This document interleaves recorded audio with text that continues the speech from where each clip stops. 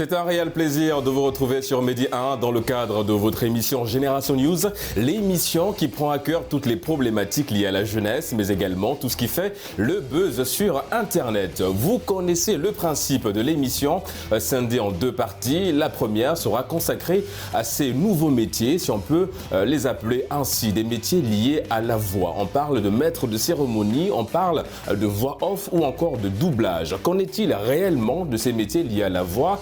Est-ce qu'aujourd'hui, la voix est considérée comme un outil de travail? Vous en saurez un peu plus en première partie d'émission avec mes invités du jour.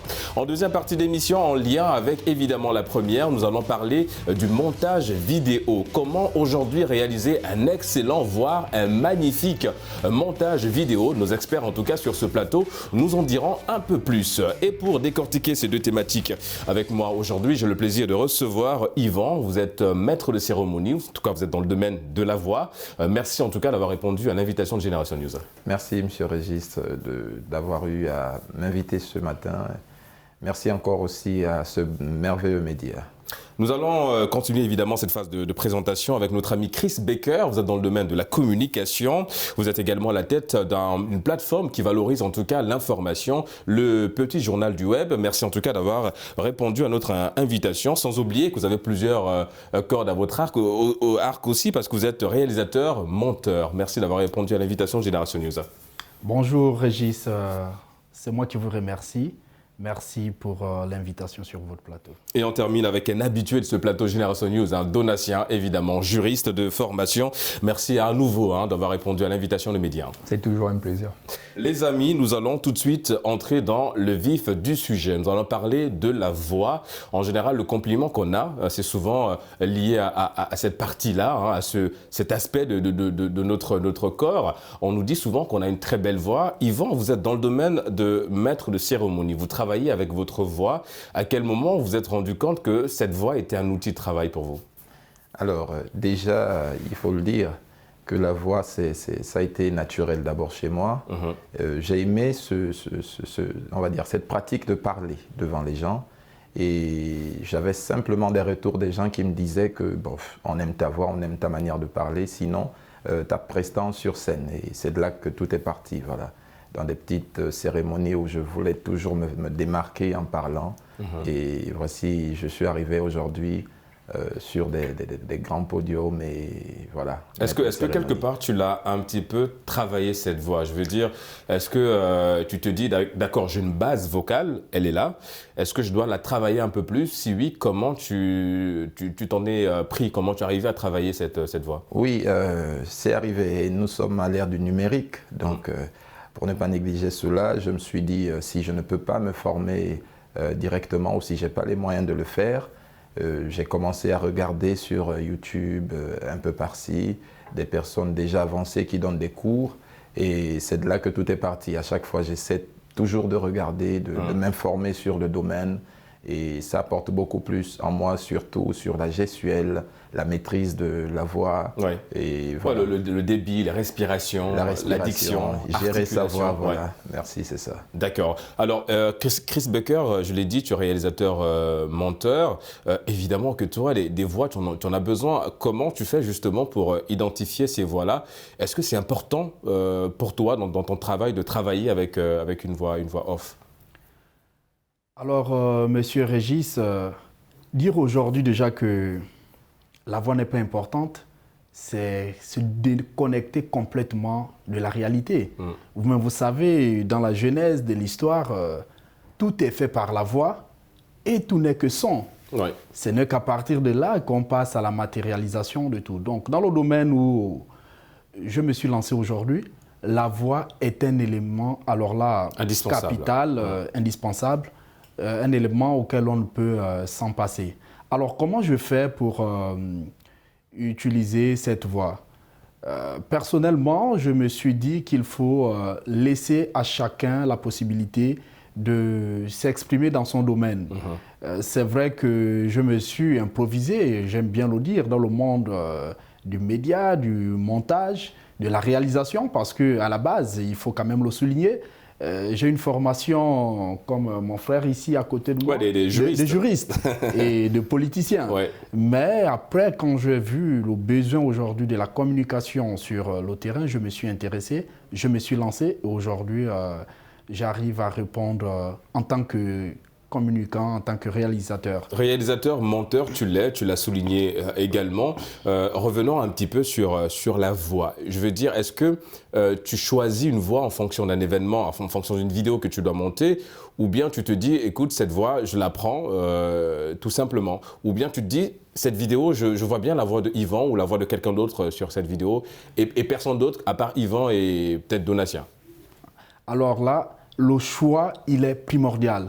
Parce qu'il faut déjà le souligner, chaque élément vidéo a une voix qui correspond. Je vais prendre un exemple tout bête. On va aller dans le cadre de spot publicitaire.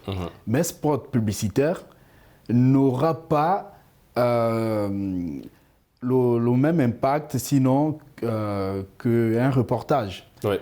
Vous voyez un reportage TV, de journal et autres, ce sera une autre narration que celle-là qu'on va faire dans un spot publicitaire. Dans un spot publicitaire, on aura besoin d'une voix un peu plus suave, un peu plus rythmée, un peu plus dense avec tous les jeux de mots qu'il faut. Alors que dans un reportage c'est un peu plus posé, journal, c'est un peu plus posé, voilà. C'est une narration un peu plus normale. Donc vous comprenez qu'à partir de cet instant, le choix de la voix s'impose systématiquement. Donatien, toi, tu es de l'autre côté en tant que consommateur, tout simplement, de tous les produits qui vont être, on va dire, distribués par nos amis Yvan et Chris Baker.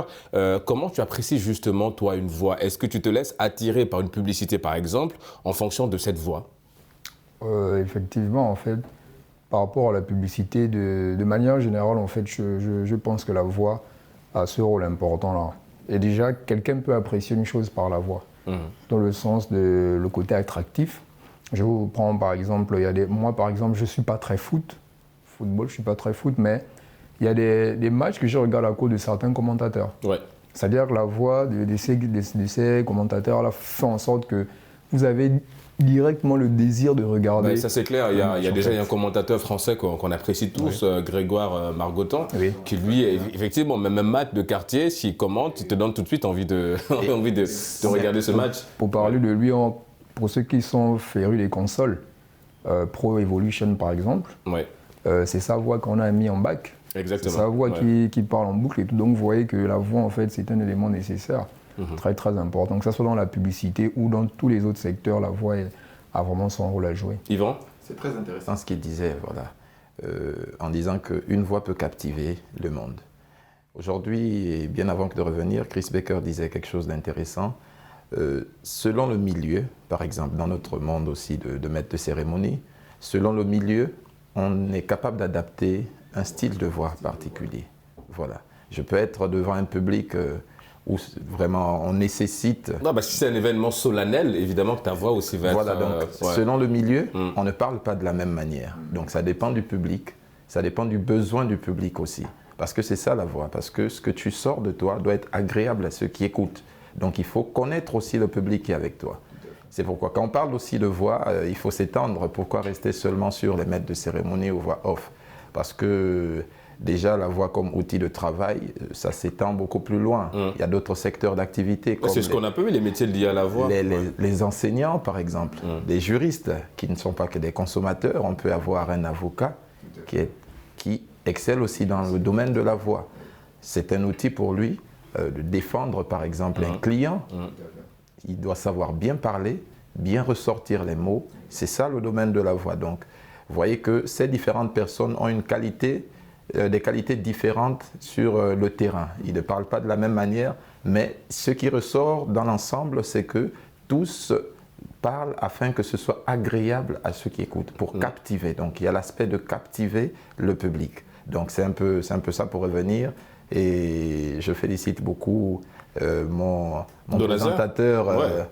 Mon présentateur de foot, parce que je l'aime bien aussi, Grégoire Margoton. Voilà. Il a une très belle voix, une très belle manière de poser les mots, sinon il captive tout de suite quand on suit. Et c'est ça dans le domaine de la vidéo aussi, parce que je fais un peu aussi dans le montage. Ce qu'on veut souvent ressortir, c'est que les premières minutes, ce qui ressort, doivent arriver à captiver le public afin que les gens arrivent on va dire quoi, à regarder jusqu'au bout ce que tu veux donner. Oui, parce que parce que c'est là le problème qu'on a souvent aussi avec.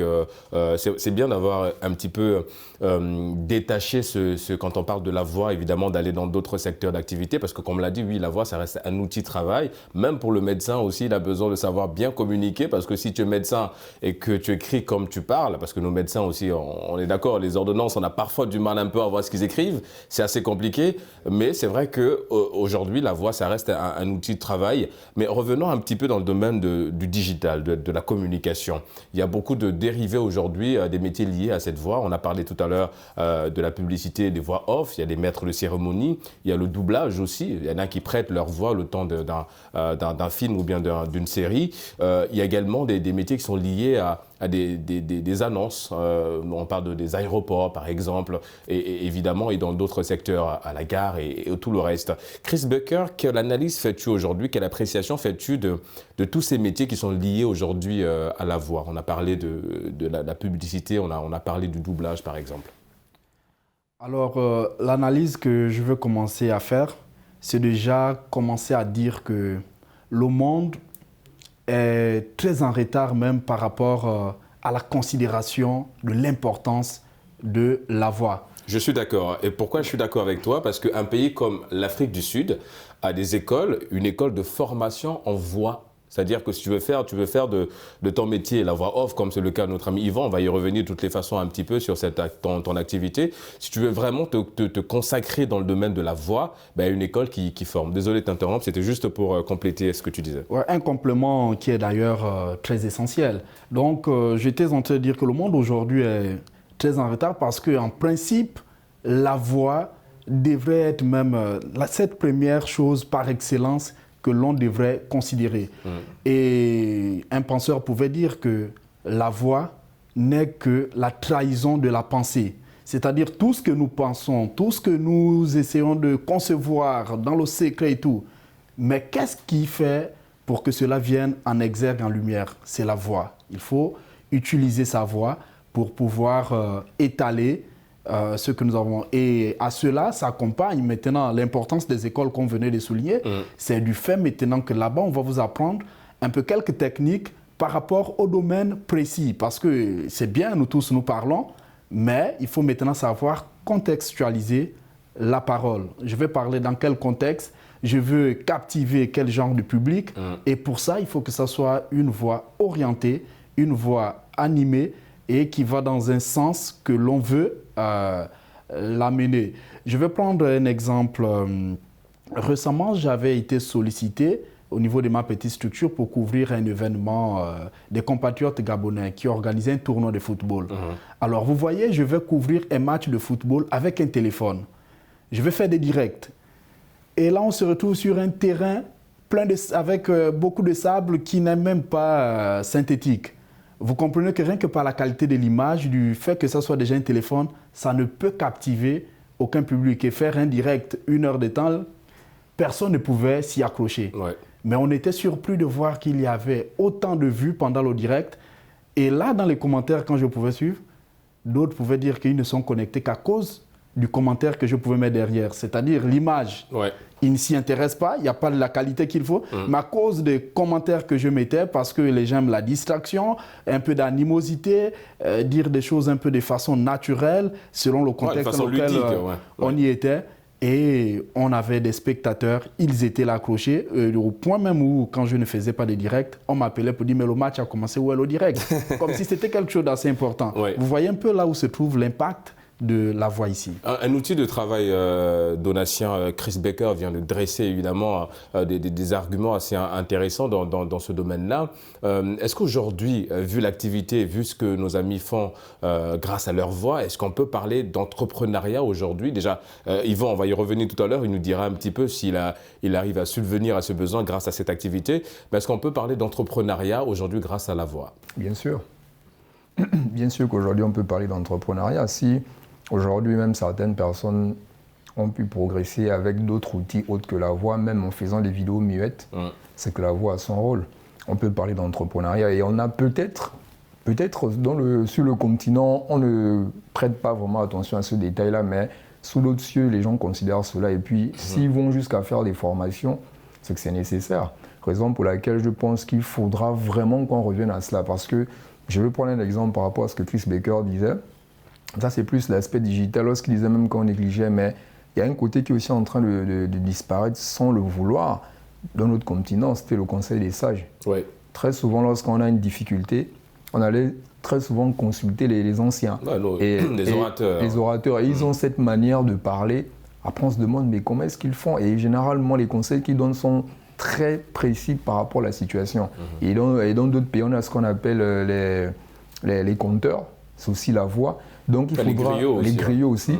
Il faudra vraiment tenir compte de ces détails-là. C'est important. La voix, aujourd'hui, on peut en faire de ça.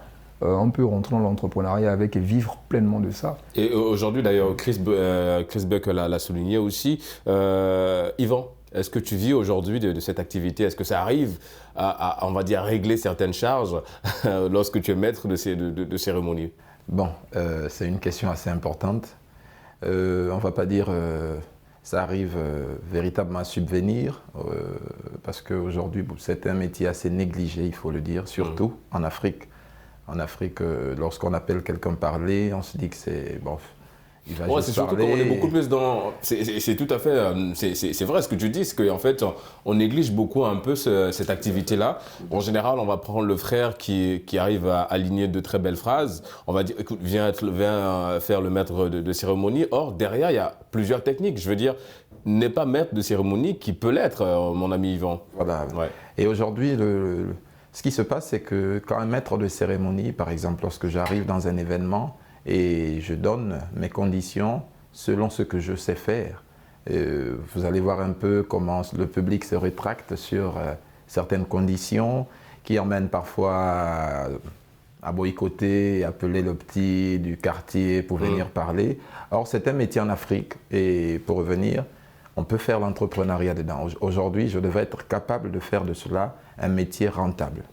Mais sauf que les gens aujourd'hui en Afrique n'ont pas encore cette culture que les autres ont déjà. Quand on regarde un peu en Occident, c'est un métier à part entière. Il y a des gens qui vivent de leur voix. Oui.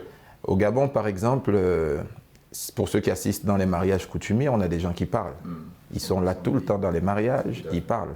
Ça devrait être un métier à propre.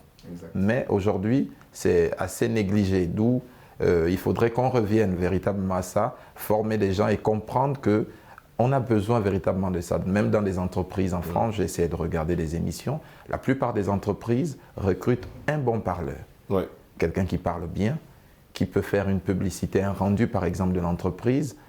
Il peut aller dans une chaîne, mais on envoie quelqu'un qui sait parler et qui est de l'entreprise parce que lui, il maîtrise. Donc je crois que c'est quelque chose que nous devons faire comme véritablement un métier. Et pour répondre à votre question, ce n'est pas encore, en tout cas, la vitesse de croisière n'est pas encore là. N'est pas encore, mais ça avance et je crois que dans peu de temps, je vivrai véritablement. C'est tout le mal qu'on te souhaite, hein, mon cher Yvan.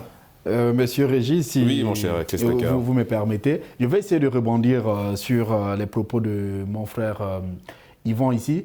Alors là, dire avec beaucoup de négligence que ça peut être un métier, pour moi, c'est carrément il est un peu sceptique aussi quelque part. C'est carrément ne pas être conscient des valeurs ou encore de la potentialité dont il est. Mais est-ce que quelque part, ce n'est pas la société aussi qui nous impose un peu ce doute-là, ce regard-là? Oui, mais ne nous fions pas à ce que la société nous oppose. Alors, je vais vous dire pourquoi je dirais à mon ami Yvan aujourd'hui d'être dorénavant un peu plus objectif. Pourquoi? Parce que la parole ne devrait pas être un métier, mais c'est un métier aujourd'hui. C'est un métier. Vous savez, toute une vie, nous passons du temps à faire des études. On nous apprend à écrire, on nous apprend à lire, mais jamais on ne nous apprend à parler. Aujourd'hui, nous avons tous des diplômes. Mais qu'est-ce qui devrait nous distinguer? Vous avez Master 2, j'ai Master 2. Qu'est-ce qui peut nous distinguer? C'est la façon dont chacun serait à même, sinon capable, de restituer ce qu'il a dans la tête. Rassurez-vous, aujourd'hui, je connais, parmi les milieux des personnes que je côtoie dans certains milieux politiques et autres, On a des docteurs, alors là, avec des têtes bien faites, bien pleines, mais La voix. il est incapable de rendre cela. Et ces personnes ont besoin des gens comme vous aujourd'hui, ont besoin de tous ces orateurs pour pouvoir acquérir la façon, les bases, sinon ouais. comment parler en plus. Donc pour moi, je me dis la voix aujourd'hui devrait constituer un métier par excellence. Ça doit constituer de l'entrepreneuriat pour ceux-là qui se sont lancés dans ce domaine. Ce que mon frère Baker. Baker dit. Revenons sur le thème. On parle de la voix comme outil de travail. Et là, il faut comprendre qu'il y a la voix comme étant outil, mais il y a la voix comme métier. Parce qu'il y a une nuance. Lorsqu'on parle de la voix comme outil, c'est-à-dire aujourd'hui je suis juriste, mais j'utilise ma voix afin on va dire quoi, d'améliorer mon métier, sinon de restituer ce que j'ai à présenter par exemple dans mon métier. Mais la voix comme métier, c'est un peu comme ce que vous étiez en train de dire tout à l'heure aujourd'hui, je vends ma voix. Ça, c'est mon métier, de parler. Donc, sur le thème, c'est pourquoi je disais, ça peut être un métier parce que je pense, pour ma part, que dans nos pays africains aujourd'hui, sinon dans nos pays francophones, on n'a pas encore véritablement fait de la voix un métier. Un véritable outil de travail, oui. Donc, c'est aussi une manière d'interpeller, on va dire, nos autorités. Sinon, la jeunesse en elle-même... Après... Dire qu'on n'a pas encore véritablement, vous allez m'excuser, hein, dire qu'on n'a pas encore véritablement fait de la voix un métier, je dirais quand même que ce serait un peu trop abusé. Mais est-ce que ce n'est pas le cas, Chris Baker? Non, c'est pas. Est-ce que ce n'est pas le cas? Régis, on peut certainement dire que ce n'est pas encore assez étendu, mais rassurez-vous, la voix aujourd'hui est déjà considérée comme un métier au niveau de l'Afrique. Je vais vous prendre des exemples bêtes, par exemple, au niveau de mon pays, le Gabon. Nous avons par exemple des grands comme les Régis Massima, les gens comme Kevin. Ce sont des gens, beaucoup ont même pensé qu'ils étaient des journalistes, mais ils n'ont jamais été journalistes. Ce sont des animateurs, ce sont des maîtres de cérémonie qui se sont épanouis, développés dans leur domaine et ils gagnent sérieusement de leur voix. Monsieur Chris, vous voyez un peu. On va écouter Donatien d'abord. Oui. Et à quel niveau en fait? Je comprends parfaitement Yvon lorsqu'il parle de dire que est-ce que c'est vraiment un métier en tant que tel parce qu'il y a une grosse difficulté. Lorsqu'on cite certaines personnes, dans le cas du Gabon par exemple, certains se sont d'abord fait un nom. Ils ont une certaine autorité, ce qui fait que facilement, eux, on peut les consulter. Et déjà, ils présentent des émissions, ils sont assez à l'aise sur ces émissions. Et facilement, lorsqu'il y a certaines conférences, certains grands podiums, facilement on les invite. Mais aujourd'hui, lorsqu'on regarde le contexte, l'Afrique francophone, ce n'est pas encore prisé. C'est-à-dire qu'aujourd'hui, si quelqu'un, admettons qu'un enfant vient voir ses parents, dit « Papa, moi je veux entreprendre dans la parole », on va dire « Mais quoi, tu es insensé ou quoi ?» Il y a la médecine qui est là, tu as laissé la médecine, ou tu ne veux pas être juriste, tu ne veux pas faire ingénieur, peut-être en génie civil, donc toi, c'est la parole qui t'intéresse. Donc là, actuellement, c'est encore vraiment évasif. Il faudra peut-être réfléchir comment déjà interpeller les jeunes et aussi les autorités, et puis les personnes qui peuvent aussi mettre en place... Exactement, parce que les structures, les annonceurs par exemple, ils ont besoin des voix. Ils ont tout le temps, ils ont besoin d'avoir une base de données des voix pour pouvoir choisir quelle voix sied à tel événement et tout le reste. Et c'est assez intéressant ce que tu dis. Je te donne la parole tout à l'heure, mon cher Yvan. C'est assez intéressant ce que tu dis, Donatien, parce que aujourd'hui, par exemple, le cas d'Yvan, il est assez simple. Yvan, il est dans une autre formation. Il n'est pas forcément, on va dire, spécialiste de la voix. Mais grâce à sa voix, il arrive à créer un autre emploi, il arrive à créer des activités. En fait, c'est ce qu'on essaie de dire aux jeunes, c'est que tu peux avoir une voix, mais ta voix peut être un métier. C'est-à-dire que tu peux la vendre, comme le cas de Yvan, tu peux vendre ta voix. Et très peu, mon cher Baker, très peu de jeunes, bien très peu de gens sont conscients qu'ils ont dans leur voix un outil de travail qui peuvent gagner, qui peuvent gagner de l'argent grâce à leur voix. Oui, Yvan. Oui, pour revenir dessus, et ça a été très intéressant pour l'intervention, pour revenir dessus, c'est que dans le cas du Gabon par exemple, nous avons vu le grand Régis, qui est un grand frère dans ce domaine à nous tous, parce qu'il n'a plus rien à prouver, mais vouloir prendre sa retraite, et il dit que son problème, c'est parce que ce métier est négligé. On ne prend pas au sérieux les animateurs par exemple, les maîtres de scène. Cérémonie, les voix off, les gens qui vendent leur voix. On ne prend pas ces personnes au sérieux. On ne les valorise pas assez comme, par exemple, des journalistes. Vous voyez? Pourtant, ils présentent des émissions, ils sont là dans des événements, mais on ne prend pas leur travail comme véritablement un métier. C'est pourquoi je disais tout à l'heure que l'État, sinon les dirigeants n'ont pas encore mis un accent. Nous, la jeunesse aussi, on ne se donne pas véritablement là-dedans parce qu'on se dit que bon, c'est juste un truc pour un gombo, on va aller parler et puis voilà, on a 15 000, c'est bon. Mais c'est tout autre chose parce qu'il y a des gens qui se font vraiment de grosses fortunes avec leur voix. Ouais. Alors, si vous me permettez, moi je me dis que le problème aujourd'hui au niveau du fait de savoir si la voix constitue aujourd'hui un véritable métier, c'est peut-être parce qu'on essaye de limiter cela au niveau de l'audiovisuel, du oui, digital. Non, mais c'est clair que quand on parle de la chanson, la voix aussi, elle est là. Voilà. Ouais. Or, quand on essaie d'élargir le champ, mais nous avons beaucoup d'exemples dans le monde. Je veux vous prendre un simple cas où la voix serait devenue même un métier professionnel, par exemple au niveau du Sénégal. Vous allez voir, pour ceux qui font par exemple les cours de droit qui sont dans certaines écoles, vous allez remarquer que dans les programmes des juristes, on a déjà inséré pour la majorité des écoles, c'est même obligatoire, les cours de développement par exemple personnel. Vous voyez, ces cours de développement personnel ne sont tenus par rien d'autre que des orateurs. Donc il y a des personnes qui ne font rien d'autre que vous apprendre à parler. Et aujourd'hui... Chris Becker, en parlant d'apprendre à parler, tu vas nous apprendre à monter. En deuxième partie, on marque une courte pause et on se retrouve dans une poignée de minutes. À tout de suite, les amis.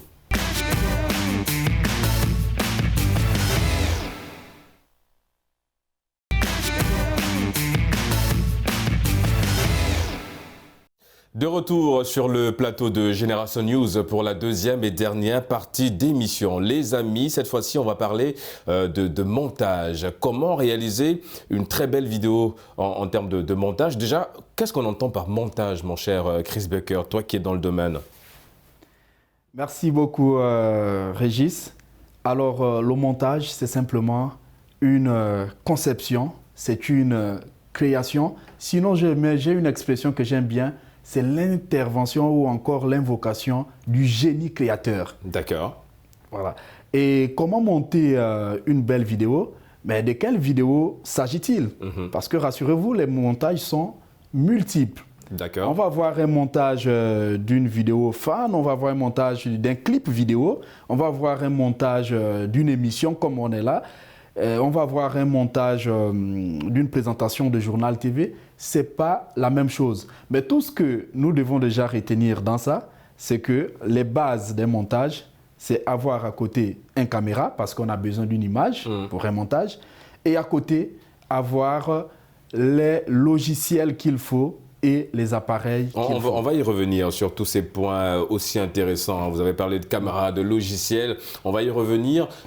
Donatien, est-ce que toi aussi, quelque part, tu es captivé par le montage d'une vidéo, que ce soit un film? Est-ce que de l'autre côté, tu te dis, ah ouais, le montage, il est bien fait? C'est vrai qu'on a beaucoup de... même nous, on n'est pas experts du montage, mais il y a parfois des choses qu'on voit tout de suite. On se dit, ah tiens, là, il y a une petite erreur en termes de montage. Est-ce que ça t'arrive de souligner ces erreurs, toi, quand tu regardes Très, très captivé. Déjà que j'aime la BD. D'accord. J'aime les bandes dessinées, ça c'est un. Et puis tout ce qui est film, donc filmographie, science-fiction. Et lorsqu'on prend, bon, je ne veux pas comparer, je ne veux pas entrer dans les comparaisons, mais il y a certains types de films, lorsque je regarde le montage en toute honnêteté, je me remets en question. Je ne suis pas dans le montage, mais surtout lorsqu'ils veulent tendre vers de la science-fiction. Ouais. Genre faire apparaître certains êtres, ils veulent les animer. Donc on voit déjà qu'il y a une grosse difficulté de montage, c'est-à-dire que c'est pas vraiment adapté. Mais alors qu'on sait qu'aujourd'hui, il y a certaines productions, lorsqu'on voit le travail, si on vous dit que c'est pas des êtres réels, on se pose des questions, on dit mais c'est réel ou c'est pas réel? Il y a des films, on en a suivi comme Endgame, Avenger par exemple. Ouais. Ça par exemple, c'est des montages, parce que quand on se rend compte que la plupart des scènes sont faites dans des petites salles. Ouais, c'est en fond vert. C'est assez exceptionnel. Ouais. Donc, Après, oui, c'est comme Becker l'a souligné aussi, derrière, il y a de la 3D déjà, et on travaille sur la 3D, il y a le modelage et tout le reste. Après, les logiciels, comme Becker l'a dit, utilisés par nos amis. Mais évidemment qu'après, ça demande un gros travail en termes de montage. Yvan, tu l'as souligné en première partie d'émission, tu es également dans le montage. Ça prend combien de temps pour avoir des bonnes bases? Si aujourd'hui, il y a un jeune qui vient vers toi pour apprendre le montage, on prend combien de temps pour avoir les premières bases? Bon, ça ne prend pas beaucoup de temps, hein. Je pense que moi, par exemple, j'ai commencé sur YouTube. J'aime bien YouTube parce que nous sommes à l'ère du digital. Non, mais c'est surtout bien, parce qu'il y a beaucoup de jeunes qui vont sur la plateforme uniquement pour écouter de la musique. Voilà, on peut apprendre plein de choses. Je passe plus de temps sur YouTube à faire des recherches lorsque je veux apprendre quelque chose. D'accord. Et c'est de là où est partie la passion sur le montage. Et j'aime bien faire apparaître les choses. Ça, c'est quelque chose que j'aime. Mais alors, pour revenir à la question, pour vraiment bien démarrer dans la vidéo, il suffit de l'implication, sinon la volonté de celui-là qui veut, la motivation, et ça démarre facilement. Souvent, c'est comme un jeu, parce que lorsqu'on prend quelque chose comme un jeu, ça va tellement vite. Et puis voilà, avoir des logiciels simples. Bon, on ne va pas les citer, mais voilà, d'accord, oui. Voilà, donc lorsqu'on a des logiciels simples, il suffit simplement de continuellement travailler sur les logiciels, continuer, et puis ça vient seul comme ça. Donc c'est un peu ça. Maintenant, sur la véritable question, tout part du génie créateur, comme il a dit. C'est vraiment ça. On peut avoir les mêmes éléments pour faire une vidéo, mais ne pas avoir le même rendu. Ouais. Donc tout part de la pensée, la vision qu'a la personne sur la chose qu'il veut représenter, parce que c'est de l'art. Le montage, c'est de l'art. D'accord. Le montage, c'est de l'art. Et ça, oui, Donatien l'a souligné, nous, le commun de mortel, hein, quand on est de l'autre côté et qu'on regarde une vidéo et qu'on apprécie, on se dit, quelque part aussi, c'est le génie créateur du monteur qu'on apprécie. Est-ce que c'est Chris Baker, la complication à ce niveau se trouve où ? Et je veux dire, quand tu montes une vidéo, par exemple pour un clip, est-ce que le côté complexe de la chose se positionne où? Est-ce que c'est l'assemblage des images? Est-ce que c'est l'étalonnage? Parce que tout ça aussi, ça fait partie du montage. C'est où? Elle se trouve où, cette complexité? Pour moi, la complexité commence au niveau de la cohésion des idées. D'accord. Parce qu'il faut une logique dans un montage. Et à côté de ça, il y a une autre grande difficulté, c'est l'assemblage des éléments. Parce que rassurez-vous, un montage, vous pouvez le faire de façon très dispersée, vraiment entrecoupée. Vous allez prendre X, Y, Z de gauche, de part et d'autre.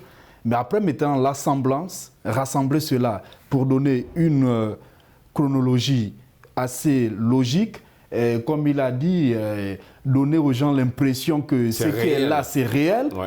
Voilà là où se trouve la difficulté dans le montage. Par exemple, on est là, c'est très facile. Je peux prendre un logiciel où j'efface complètement le studio, ouais. Le fond de nos... Maintenant, il faut trouver un autre cadre qui va s'y accorder, et avec les autres montages, parce que ce serait quand même bizarre, vous quittez de façon brusque, vous étiez dans le ciel, ouais. Vous vous retrouvez dans la mer, donc vous ouais. Comprenez que la logique et la cohésion des idées, c'est très important, et très souvent c'est difficile, parce que je vous assure, il m'est arrivé de faire une semaine sur un élément de 3 minutes. Ouais. Et pourtant, c'est un montage de 3 minutes, mais j'ai fait une semaine. Mais est-ce que c'est le cas aussi? Parce que je l'ai souligné dans mon introduction à ta présentation, que tu es également à la tête d'une plateforme, le petit journal du web, où tu publies également un petit peu de l'actualité. Tu l'as souligné tout à l'heure, tu publies un peu de tout, mais en lien toujours avec l'actualité, l'entrepreneuriat, le social. Est-ce que tout ça, ça prend du temps pour monter une vidéo pour le petit journal du web? Alors, merci beaucoup. Je n'envisageais pas en parler, mais comme vous me faites l'honneur, je vais quand même... Non, mais la plateforme, il faut le dire, voilà, tu valorises des très belles choses, c'est l'Afrique que tu mets en avant. Donc. Je ne sais pas si vous me permettez d'aller d'abord dans la genèse. Tout à l'heure, ils ont employé des expressions telles que « jeu » et autres, parce que le petit journal du web, c'est toute une histoire. Ça va déjà du principe de l'envie d'informer, d'instruire. Mais je suis juriste, je suis politicien. Comment faire de la télé, comment faire du montage, comment faire de la réalisation. Et là, je me fais autodidacte en utilisant, je me suis dit, bon, vous voyez, moi j'ai toujours eu cette pensée, je me dis, on peut utiliser les réseaux sociaux à des fins utiles. Oui. Et j'ai compris que les réseaux sociaux peuvent fonctionner comme la télévision fonctionne. De la même façon que Génération News fonctionne. Le petit journal du web peut faire des présentations des émissions, on peut présenter des journaux, on peut faire tout ce qu'on veut, mais c'est selon la canalisation que vous allez donner. Alors, là maintenant, c'est là où votre question à l'endroit d'Yvon intervient. Là où vous lui avez demandé combien de temps il faut pour se maîtriser performer, pour maîtriser. Les bases. Ouais. Bon, à cette question, c'est comme dire à quelqu'un combien de temps il vous faut pour maîtriser un cours de droit ou bien combien de fois. Là, c'est selon les aptitudes de tout un chacun. D'accord. Et pour vous, ça allait vite ou bien en combien de temps tu as commencé toi déjà à avoir des bases et à monter ta première vidéo? Pour moi, quand même, ça allait très vite, n'étant pas du domaine. Et me retrouver quand même au petit niveau où je suis, parce que je souligne que je ne suis pas encore au très grand niveau, mais au petit niveau où je suis, c'est quand même allé très vite. Maintenant, dans le domaine, par exemple, du petit journal du web, vous êtes obligé d'être, alors là, d'une promptitude assez remarquable. Oui, parce que si tu ne publies pas, tu perds ton public derrière, surtout que c'est un public jeune, et donc tu es tout le temps obligé de... Effectivement, parce que la difficulté dans ça, c'est quand vous voulez faire dans la couverture médiatique. Vous m'avez pris pour couvrir votre événement, vous m'avez donné un cachet pour ça, mais vous avez besoin de votre reportage au moins dans les 48 heures qui suivent. Parce qu'un événement qui s'est fait aujourd'hui, demain vous avez un autre événement, s'il faut attendre une semaine pour publier à chaque fois ça. Donc vous êtes obligé d'être efficace dans les 24 heures qui suivent. En parlant d'efficacité, Donatien, il y a un point qui a été souligné par beaucoup de jeunes, en tout cas quand j'ai parlé de cette thématique. Les points qui ressortent, c'est qu'en fait, il y a des jeunes qui veulent se lancer, qui hésitent un petit peu parce que, Yvan et notre ami Chris Baker, ce sont des autodidactes. Donc, évidemment, ces jeunes peuvent aussi aller dans ce sens-là. Mais beaucoup réclament, entre guillemets, des écoles, des centres de formation dans le montage. Il y en a. Mais les coûts sont parfois un petit peu élevés. Est-ce qu'il faut peut-être aller dans les centres de formation, peut-être à moindre coût, mais beaucoup plus? Est-ce qu'il ne faut pas installer une sorte de flopée de ces centres-là pour permettre à ces jeunes d'y aller, se faire former au montage? Mais moi, je pense que lorsque l'accès est assez difficile, il faudra voir comment contextualiser les choses. C'est simple, c'est-à-dire qu'actuellement, on sait que c'est pas tous les parents qui ont assez de moyens pour envoyer leurs enfants dans les écoles. Surtout ceux-là qui veulent se retrouver derrière à faire du montage, de la réalisation et tout le reste. C'est pas tous les parents qui ont les moyens pour envoyer leurs enfants. Donc ce qu'il faut faire, je crois qu'aujourd'hui, il y a plusieurs centres de formation qui se mettent en place. Un peu partout dans les mairies, on forme même en infographie, c'est gratuit, il suffit juste d'avoir un ordinateur. On forme en tout ce qui est lié à l'électronique. Donc on forme, ce qu'il faudra faire, c'est peut-être multiplier ces structures et à la fois à la capitale et à l'intérieur du pays, pour permettre à ces jeunes-là de rêver en fait, parce que le but c'est de rêver. Et puis aussi, ce qu'il faut dire aujourd'hui, avec les nouvelles technologies, je suis de ceux qui pensent qu'il n'y a pas d'excuse. Oui. Il n'y a pas d'excuse, c'est-à-dire qu'on peut commencer avec un téléphone qui n'a pas une très forte capacité. Surtout qu'aujourd'hui, il y a déjà plein de logiciels de montage vidéo sur les téléphones. Ouais. Donc à chaque fois qu'un jeune vient me voir, il vient me consulter, oh regarde, j'aimerais faire telle chose, je lui dis, est-ce que tu es passionné? Si tu n'es pas passionné, mieux tu laisses, va faire autre chose. Simplement. Parce que si ils y mettent de la passion, forcément la passion amène le travail, amène la détermination et toutes ces choses-là. Et avec le temps, les portes s'ouvriront. Vous allez croiser des gens qui vont vous aider à aller étape par étape jusqu'à ce que vous soyez accompli. Mais dire qu'aujourd'hui, il n'y a pas de moyens d'y arriver, ce sont des excuses. Yvan, quelle analyse et appréciation fais-tu un petit peu de l'évolution du montage en Afrique de manière générale et peut-être en particulier dans un pays que tu maîtrises très bien? Est-ce que tu trouves qu'aujourd'hui, le montage d'avant a changé? Évidemment que ça a peut-être un petit peu changé parce qu'on évolue aussi. Les logiciels sont là, ça arrive, donc il y a du matériel maintenant. Aujourd'hui, on parle de stabilisateur quand tu as une caméra ou un trépied, tout le reste. Est-ce qu'aujourd'hui, il y a vraiment cette évolution-là dans la qualité de montage? Est-ce que tu sens justement ce génie créateur s'installer dans les productions qui sont réalisées et faites sur le continent? Il faut le dire, l'Afrique évolue et je pense qu'à cette ère, les Africains essaient maintenant de véritablement s'adonner à tout ce qui est médias et autres.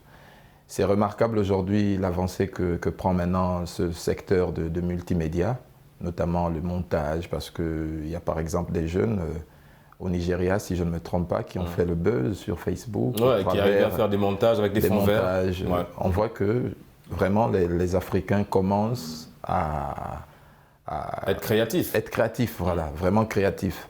Et je pense qu'à ce niveau, je pense que dans 5-10 ans, les Africains seront vraiment loin. Et j'ai aimé vraiment l'intervention qui est importante. Je vais juste ajouter quelque chose en disant que aujourd'hui, même quand tu ne peux pas aller dans une école, il faut oser. Tout à fait. Oser pourquoi? Je prends mon exemple. J'ai commencé à faire les montages avec mon téléphone. Et j'ai vu une offre de stage. Je vois une offre de stage en tant qu'infographe, vidéographe. Je fais ça avec mon téléphone. J'ai envoyé mon CV. 2 jours après, ils m'ont appelé. Je suis allé. La dame me dit, bon, montre-moi tes réalisations. Je montre. Bon, elle ne sait pas que c'est avec le téléphone que je fais. Elle me dit, ok, si ça me plaît, tu commences demain. Dans une grande école de la place et tout. Je dis, ok, je suis arrivé. Elle me dit, il y a un vidéographe déjà qui est là, vous allez travailler ensemble. Je n'avais jamais touché de logiciel sur ordinateur, de caméra et tout. Je suis arrivé, ils m'ont donné une caméra, une salle, des ordinateurs. Je ne savais pas comment commencer. Je suis allé sur YouTube, j'ai trouvé des logiciels, j'ai fait des cours, j'ai appris à filmer, j'ai appris à faire des photos, comment couper des vidéos sur ordinateur, ainsi de suite. Et là, parce que j'ai osé, ça m'a ouvert des portes encore de connaissances dans véritablement ce qui était plus que ce que j'avais. Parce que là, je ne faisais plus les montages avec le téléphone, mais maintenant, j'étais sur ordinateur. Ouais. Et ainsi de suite, je suis monté jusqu'à ce que je suis arrivé aujourd'hui à ce que je fais. Donc, déjà, il faut oser. Parce que, quand tu penses que tu peux aller dans un stage où tu trouves quelqu'un de plus avancé qui te donne beaucoup plus que ce que tu as déjà. Ça devient un défi même pour toi, voilà. Un challenge. Donc, il y a ça, vraiment, quand on ne peut pas se former dans une école, il faut oser, travailler, demander surtout. Il y a des gens avancés qu'on peut connaître. Ne pas toujours penser que demander à quelqu'un, c'est se rabaisser. Si aujourd'hui je connais Chris Baker, je vois ce qu'il fait, c'est bon, je peux venir dire, mais comment tu fais ça? Il peut ne pas tout me donner, mais le peu qu'il peut me donner, c'est important pour moi. Ouais. Donc c'est un peu, pour répondre aussi, ajouter à ce qu'il avait déjà dit. Chris Baker, le montage vidéo. Comment réaliser un bon montage vidéo? C'est la thématique d'aujourd'hui. Tout à l'heure, j'ai parlé de l'étalonnage. Ça fait partie également du montage de vidéo. Déjà, tu vas nous expliquer le concept de l'étalonnage. Est-ce que étalonner une vidéo ou bien trop l'étalonner, c'est gaspiller son montage? Le juste niveau en termes d'étalonnage se trouve où? Alors, merci pour la question, mais avant, j'avais bien voulu revenir sur un élément très important. Vas-y, mon cher. C'était lorsque vous avez souligné le fait qu'il y a aujourd'hui quelques écoles, mais les coûts ne sont pas accessibles à tous. Alors, à ce niveau, il y a 2 explications que je voudrais quand même vous donner. D'accord. C'est du fait déjà de la loi de l'économie qui s'applique. On dit quand la demande est forte, mais le prix également, il s'élève. Et aujourd'hui, prenons par exemple le cas du Sénégal. Vous avez plus de 16 millions d'habitants. Vous faites 2-3 écoles. Mais c'est normal que l'afflux sera considérable. Donc systématiquement, ces écoles ne peuvent que chercher à se faire du chiffre. Et la deuxième raison également de l'expansion de ces prix se trouve au niveau de la conservation du métier. La majorité des connaisseurs, surtout que ces métiers, ce sont des métiers qu'on a voulu faire des métiers rares. Ils ne partagent pas. Donc, ils sont dans la conservation et ils ont cette peur d'être nombreux de façon à voir peut-être leur capital ou leur bénéfice être revu à la baisse. C'est là où ça devient un peu compliqué, surtout si on a une jeunesse qui doit entreprendre et que si les anciens ne veulent pas partager, je pense qu'Yvan a souligné un petit peu ce point, ça devient un peu compliqué. Oui. C'est à cause de ça qu'on doit revoir, mettons, au niveau des mentalités de nous les Africains, des anciens, c'est à cause de ça qu'on se voit toujours être en retard par rapport à l'Europe, parce qu'en Europe, on sait partager. Bref, alors revenons au niveau du montage par rapport à l'étalonnage. Vous savez, l'étalonnage, tout l'étalonnage, ça peut également gâter une vidéo. Déjà, c'est quoi l'étalonnage pour ceux-là qui ne connaissent pas le principe? Bien, pour ceux qui ne connaissent pas le principe, vous voyez, nous autres, on a commencé déjà le domaine sans pour autant même maîtriser les expressions techniques. C'est pourquoi moi, je veux venir avec les mots qu'on a eu à apprendre avec, et peut-être, comme on dit au quartier, le français facile. D'accord. Donc, l'étalonnage, nous, on a toujours considéré ça comme étant les éléments qu'on cumule pour pouvoir réaliser son produit rassemblé. En tout cas, les éléments d'assemblage. D'accord. Donc, et moi, je crois qu'à l'intérieur, on va mettre tout ce qu'il y a comme éléments, les transitions qu'on met, la couleur, les couleurs qu'on choisit, les floutages, en tout cas tout ce qu'on fait pour animer la vidéo. Et s'il y a trop de bourrage, à un moment donné, à force de vouloir perfectionner son élément, son produit, on finit parfois par le gâter. Donc, comment avoir le juste milieu dans l'étalonnage pour ne pas en faire trop? Parce que trop d'étalonnage, on est d'accord, ça tue le génie créateur, ça tue le côté, on va dire, magnifique de la vidéo. Mais comment avoir ce juste milieu, ce juste dosage d'étalonnage? Et tout au début, vous venez d'employer l'expression qu'il faut, le génie créateur. Ça intervient encore à nouveau. Vous savez, j'avais eu un débat avec les frères qui disaient que les appareils ou sinon encore les robots vont remplacer l'homme. J'ai dit c'est faux.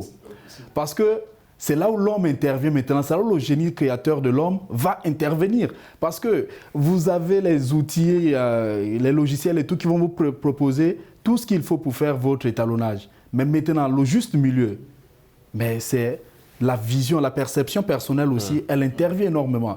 Parce que moi, en tant qu'humain, je dois déjà être en même de juger que bon, là, cette couleur est trop élevée, ou bien donc moi je me dis... D'accord, donc en fait toi le concept de dire non au machinisme, c'est beaucoup plus dans ce sens-là que le génie créateur que la machine ne pourra pas avoir en termes de dosage, mais parce que dans d'autres, la preuve on est là, il y a des caméras robots, il n'y a pas des caméramans dans la salle, mais je comprends où tu veux en venir mon cher Chris Becker. Oui, monsieur Régis, là même encore je peux rebondir sur ce que vous dites. Mais on est preneur. On voit des caméras, il n'y a pas de caméraman, mais derrière, il y en aura toujours cette personne pour ajuster ces caméras qui sont là. Donc, c'est dans ce sens que moi, je parle plus au niveau de l'ajustement. Le dosage dont vous cherchez, l'homme, le génie créateur de l'homme, c'est déjà primordial. Et après, aussi, par exemple, au niveau sonore, vous voyez, l'ajustement, il y a le logiciel lui-même, déjà, il va être indiqué par... les variations, le degré à ne pas... Le degré à ne pas atteindre. Et aussi dans les logiciels que nous utilisions, il y a eu déjà aussi cette intelligence de l'homme qui a préféré nous mettre à notre disposition ce qu'on appelle l'étalonnage ou les montages, l'ajustement automatique. Il y a aussi des options qui sont là qui nous aident à ça. Donc, quand tu sais que tu n'es pas capable de doser de par toi-même, tu es obligé de travailler parfois avec ce qui est standard. D'accord. Donatien, est-ce que ça te tente, le montage vidéo? Ça m'a toujours tenté dans la mesure où moi je suis aussi un artiste. D'accord. Donc tôt ou tard, déjà la photographie me plaît. Et tôt ou tard, certainement, je vais rentrer dans le montage vidéo. Mais je voudrais ajouter par rapport à ce que Chris Becker dit, en fait, lorsqu'on parle d'ajustement, de l'étalonnage, du montage, je crois qu'il y a aussi la signature de l'artiste. C'est-à-dire qu'on peut reconnaître que là, c'est tel qui a fait tel montage, là, c'est tel qui a fait tel montage. Donc, c'est en fonction aussi de la sensibilité, la perception, la vision aussi de l'artiste. Donc, c'est lié à ça. Mais franchement, j'aime tout ce qui est lié au montage vidéo, à la photographie. J'aime, certainement dans un avenir proche, je vais m'y mettre. D'accord. Si vous me permettez, ils vont juste compléter. Au niveau de la signature dont il fait état, bon, la majorité des producteurs, des concepteurs comme nous autres, on signe très souvent, c'est plus dans le sens de protection des œuvres. C'est plus pour protéger. Mais quand il parle de signature aussi, c'est beaucoup plus dans la qualité dans la qualité de l'image. Moi, si je vois une vidéo, tout de suite, je vais savoir, ah tiens, ça c'est Chris Becker qui l'a monté parce qu'il y a sa touche. Oui, c'est complètement, c'est pourquoi on parle plus de protection de son œuvre. Pourquoi? Parce qu'une fois c'est protégé, ça envoie la référence. Et la référence, maintenant, ça va dire c'est Chris Becker qui a fait tout ça. C'est grâce à cette signature. Donc, on dit pratiquement la même chose. D'accord. En fait, pour revenir, il y a une signature particulière dans la manière dont la vidéo... elle est faite, elle est réalisée, elle est montée. Ouais. Il y a une signature particulière. Au-delà de ça, par exemple, je fais cartographie. Et dans les logiciels qu'on utilise, lorsqu'on place une carte, par exemple, que j'ai faite, facilement, les gens qui sont autour de moi peuvent identifier la personne qui l'a réalisée. Parce qu'il y a des éléments que j'utilise constamment qui sont un peu comme ma signature. C'est un peu ça. Donc. Et pour dire aussi, pour revenir, je ne sais pas, Chris Becker l'a dit, le montage dépend véritablement de la pensée de celui qui la conçoit. Qui le conçoit, je veux dire. Donc, le montage, c'est quoi? C'est d'abord l'émotion qu'on veut transmettre. Il faut une vision particulière. C'est pourquoi l'étape la plus difficile, je vais prendre pour mon cas, c'est penser la vidéo avant de l'avoir réalisée. C'est-à-dire, quand tu vois la vidéo, tu as des éléments... C'est plus facile pour toi de monter comme ça? C'est plus facile quand j'ai déjà une pensée directe sur la vidéo. Comment je la veux je peux facilement découper, faire un montage en peu de temps. C'est ce qu'on appelle le pré-montage. Voilà. D'accord. Mais lorsque tu n'as pas une pensée, une vision avant le montage, il est difficile de réaliser la vidéo. C'est pourquoi quand je prends une vidéo, il y a 2 éléments essentiels. La prise qui est importante, il faut bien prendre ta vidéo, choisir les bons éléments. Après avoir pris, il faut penser la vidéo avant de monter. Donc quand tu penses la vidéo, automatiquement tu sais quoi faire.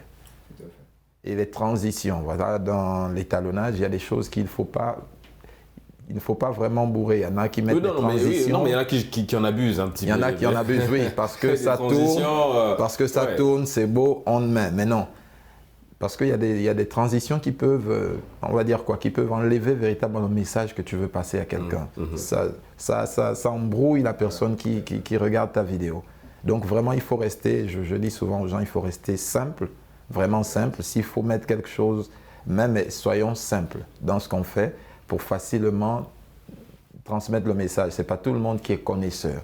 C'est pourquoi quand tu compliques, ça peut tomber aux mains de quelqu'un qui ne connaît pas, il verra ça de bizarre. Est-ce que Chris Becker, toi, ça t'arrive un peu? C'est la question que j'ai posée à notre ami Donatien. Bon, ça, c'est Donatien, c'est le commun mortel qui n'a pas de base. Toi, tu as des bases dans le montage. Est-ce que ça t'arrive d'apporter des corrections, par exemple, en direct, quand tu regardes un clip, tu dis, ah tiens, j'aurais dû conseiller, moi, je l'aurais fait autrement, je l'aurais fait comme ça. Est-ce que ça t'arrive parfois, toi, de l'extérieur, avec l'œil du spécialiste? Tout à fait. Il nous arrive d'avoir toujours cet esprit critique. Même sur tes œuvres. Hein, même sur mes propres œuvres, parce qu'il y a les œuvres parfois que j'arrive à produire parce que j'ai un délai.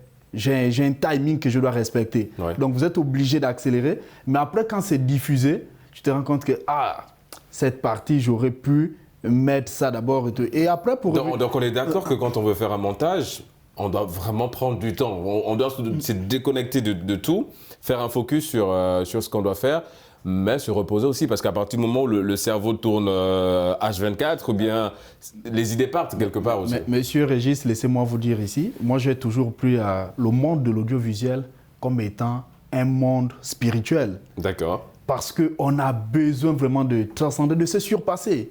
On va chercher, c'est de l'imagination que vous partez puiser ailleurs, que vous ramenez maintenant dans le matériel, de façon à émerveiller, à épater les gens. Et c'est pourquoi je disais que la difficulté dans ces choses, en fait, c'est aussi en fonction des éléments du domaine dans lequel vous voulez voler. Par exemple, le plateau où nous sommes là, ça c'est encore plus facile parce que la difficulté, c'est au niveau de la mise en place du plateau. C'est déjà là.